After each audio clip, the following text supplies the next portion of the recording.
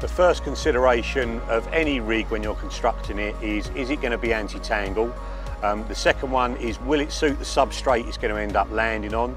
And then from then on you can start looking at hooking arrangements and how effective is it going to be at hooking the fish. But if it goes out there tangled in the first place, or it doesn't match the lake bed, then the rest of it doesn't matter. So the hook link itself is made from boom material. It's what I use for probably 90% of my fishing now.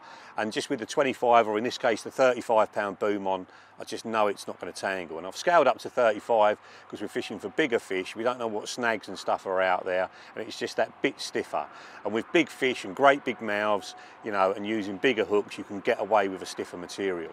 So that's sliding up and down that lead core leader. I've got a size 11 ring swivel crimped onto one end of it, and then I've got one of the spinner swivels crimped onto the other end. Now you can cut the ring off of the spinner swivel, or now we actually do them just the swivel itself for clipping the hook onto.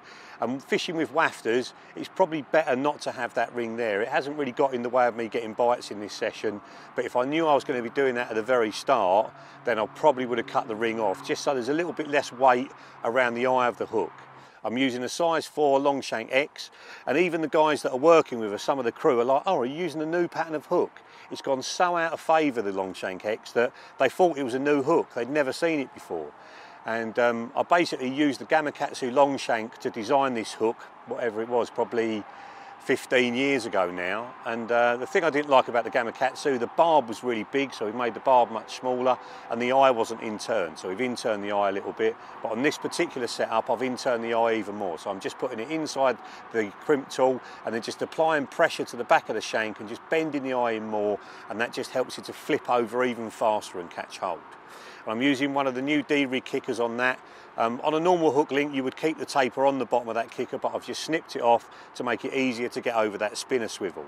So what you do when you're threading it on, the large end goes on first, then the thin end. I've already put a micro ring swivel onto it before I do that, and I do push that on before I cut the taper off. It just makes it easier to get the ring of that ring swivel onto there.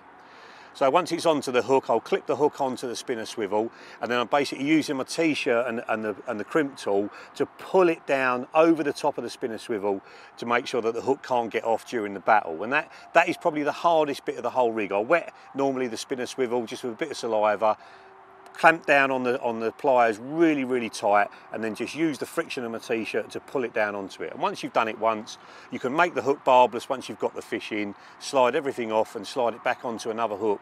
And these D-rigs will last 10 fish, 20 fish if you want. You know, they're really robust bits of kit, and I don't like throwing anything away. If there's nothing wrong with it, use it again. Obviously, if the hooks have gone blunt, then I'll be changing them, and I'm not sharpening my hooks at all here. Straight pointed hooks like this long shank X are very, very difficult to sharpen effectively, and where we've got gravel and stuff out there, I don't really want to sharpen it. I don't want to take the point down too fine. My hook holds have been brilliant. I've landed virtually every single fish on this, and I'm convinced that that kind of setup with a stiff hook link, the spinner swivel, and a long shank straight pointed hook, it just turns so quickly. I think the first time they suck it in, you just nail them. And the bait is a 15 miller. It's an IB Wafter, which is a brilliant bait on its own, but I've just soaked it in the isotonic goo, and that has been by far the best hook bait. If you've forgotten about the long shank X's, put them back into your fishing because they are super, super efficient.